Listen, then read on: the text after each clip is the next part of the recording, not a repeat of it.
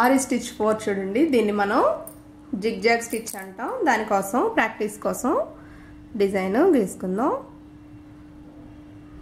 ఈ లైన్స్ అనేవి మీరు ప్రాక్టీస్ చేస్తారు కాబట్టి ఒక ఐడియా కోసం ఇక్కడి నుంచి ఇక్కడికి ఒక లైన్ రావాలి. మనకి జిగ్జాగ్ అనేది ఇలాగే కదా ఉంటుంది.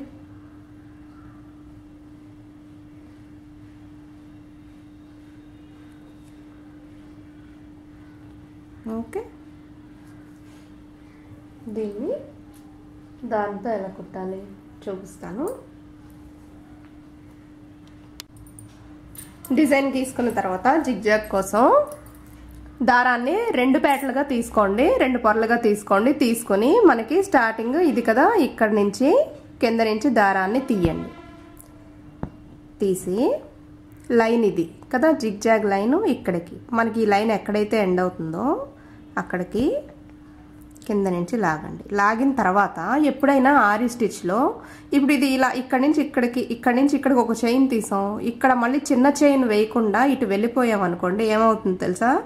చూడండి, ఆ దారం అనేది మీకు ఎప్పుడైతే మీరు ఇట్లా ఆగుతారో ఒక షేప్ లేకుండా, చూసారా ఈ దారం ఎప్పుడైతే ఇది ఇటు వస్తుందో ఇది లెగిసిపోయింది. అలా కాకుండా ఉండడానికి ఎప్పుడు కూడా ఆరి స్టిచ్లో ఏం చేయాలంటే ఒక పెద్ద చైన్ ఎప్పుడైతే వేస్తామో మనం ఇంకో చిన్న చైన్ కూడా పక్కన వేసుకోవాలి. చిన్న చైన్ ఎప్పుడైతే వేస్తారో ఇంకా అది లెగదు. ఓకేనా?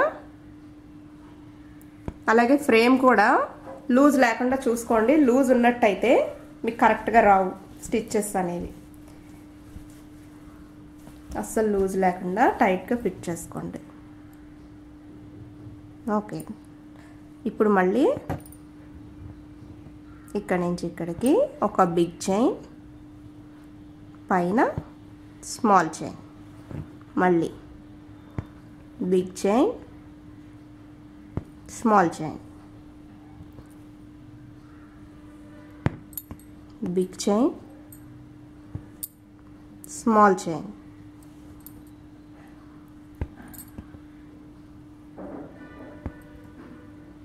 అలాగే మన డిజైన్ మొత్తం కంప్లీట్ చేసుకోవాలి. లాస్ట్లో నాట్ వేసుకోవాలి.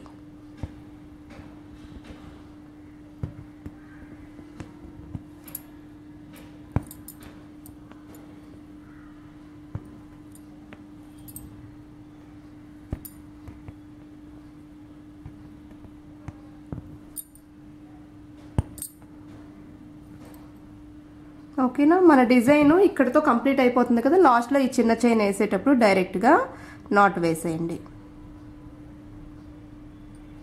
అది పెద్దగా ఉంచడం, లాగడం, దానిలోంచి ఈ కింద దారాన్ని అందులోకి లాగడం, అంతే మీకు నాట్ పడిపోద్ది. ఓకే, మీరు డిజైన్ ఇక్కడికి కాబట్టి ఇక్కడికే వేసుకోండి నాటు. నేను మీకు చూపించడం కోసం పెద్దగా తీసాను దారాన్ని. ఓకే, ఇది జిగ్జాగ్ స్టిచ్. ఇది మనకి ఆరిలో స్టిచ్ 4.